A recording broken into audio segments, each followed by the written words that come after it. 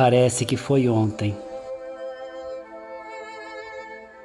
Parece que foi ontem ao cair da tarde,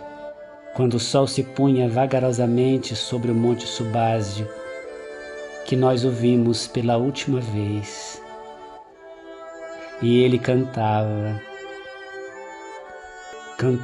como uma cotovia contente ao amanhecer, anunciando um novo dia com luz e calor a serem distribuídos com fartura para todas as criaturas viventes. Cantava como quando o conhecemos em plena juventude, entoando as belas canções de amor vindas da Provence, encantando-nos com seu romantismo, sua pureza e doçura cavalheiresca. Parece que foi ontem que aquele homem com alma de criança e coração de menino andava descalço pelos campos e plantações, conversando com os pássaros e as borboletas, as andorinhas e os insetos, dialogando com seus irmãos menores sobre o amor de Deus que a todos sustenta, do amor que faz as flores crescerem nos prados, as árvores robustas e frágeis oferecerem sombras e frutos, as abelhas produzirem mel e fecundarem novas flores, multiplicando os matizes da natureza em festa. Parece que foi ontem que o vimos reconstruindo a igrejinha de São Damião, pedra por pedra, fazendo campanha nas ruas de Assis e exortando-nos a doar uma pedra para que ele cumprisse seu dever, para com a voz que lhe convidava a reconstruir a igreja em ruínas. Parece que foi ontem que o vimos em plena praça despindo-se das roupas compradas por seu pai, quando ele restituía tudo o que houvera dado aos pobres, doentes e leprosos. Sem hesitar, deu-lhe as roupas do corpo num atestado vivo de que nada possuía e nada de material desejava, porquanto só almejava viver à semelhança do seu mestre inesquecível. Parece que foi ontem que o vimos convivendo com os leprosos, vencendo toda a repulsa que um dia ainda imaturo veio a sentir por aqueles repudiados, marcados e excluídos pela sociedade.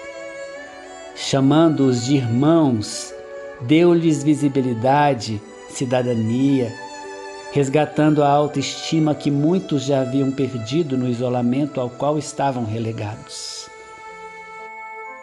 Parece que foi ontem que vimos moços belos, saudáveis e inteligentes, herdeiros de fortunas, jovens que possuíam títulos de nobreza e um futuro material promissor, renunciando a todos esses lauréis para seguir-lhes os passos numa vida de privação e trabalho, tendo apenas a relva como cama e como teto as estrelas do céu.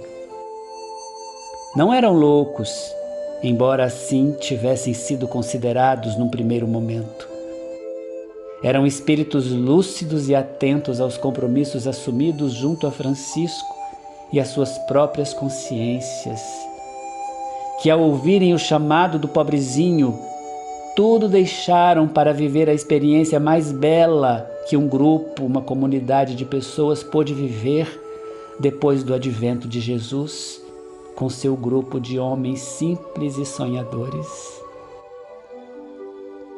Parece que foi ontem que ouvimos sua voz suave e meiga falando do Evangelho de forma simples,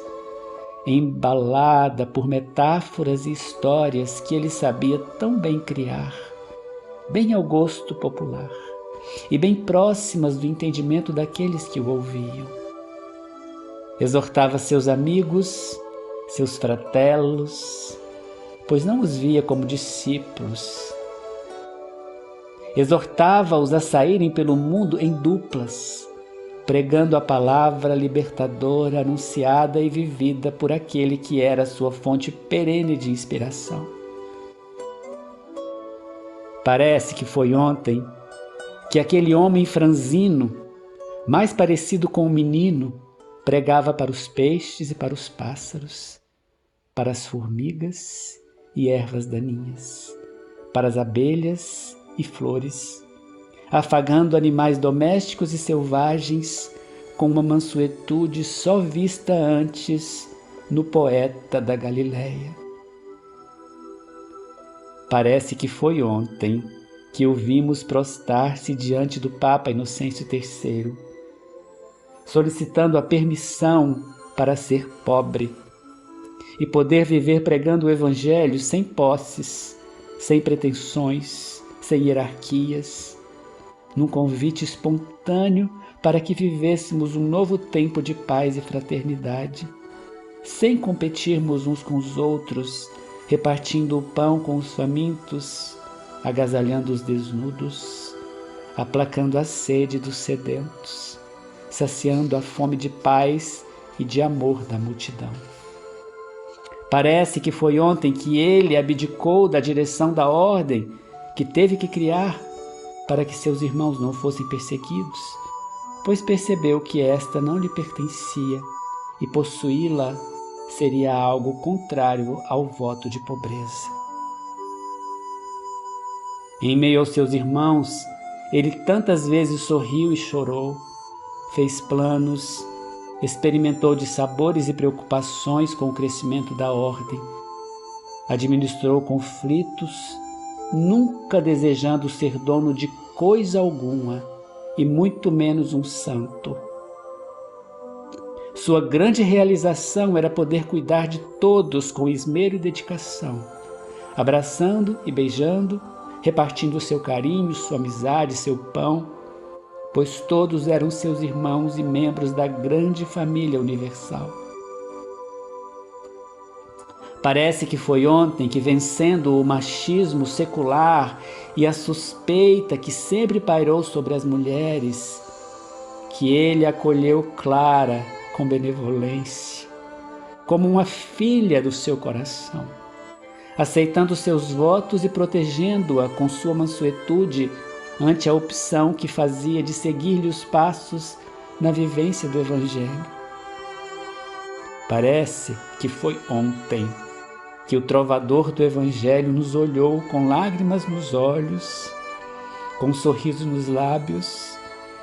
e se despediu rumo aos altos cimos da vida celeste, ao encontro de seu grande e verdadeiro amor, que foi e continua sendo Jesus. Parece até que foi hoje, há poucos instantes, que o reencontramos numa esquina de uma grande metrópole ou numa rua de qualquer cidade do interior, mãos estendidas, corpo esquálido, suplicando uma esmola, um pedaço de pão, um pouco de atenção e de calor humano, a fim de tudo distribuir com aqueles que nada possuem, sem cultivar qualquer preocupação com o dia de amanhã. Francisco, Francisco, que alegria saber que renunciou ao céu para vir ao nosso encontro, apiedado das nossas fraquezas e limitações. Como é bom saber que andas pelas ruas das cidades grandes e nas estradas poeirentas de cada lugarejo, que entras nas casas sem lume e também nos palacetes, anunciando novamente e a todos o amor não amado.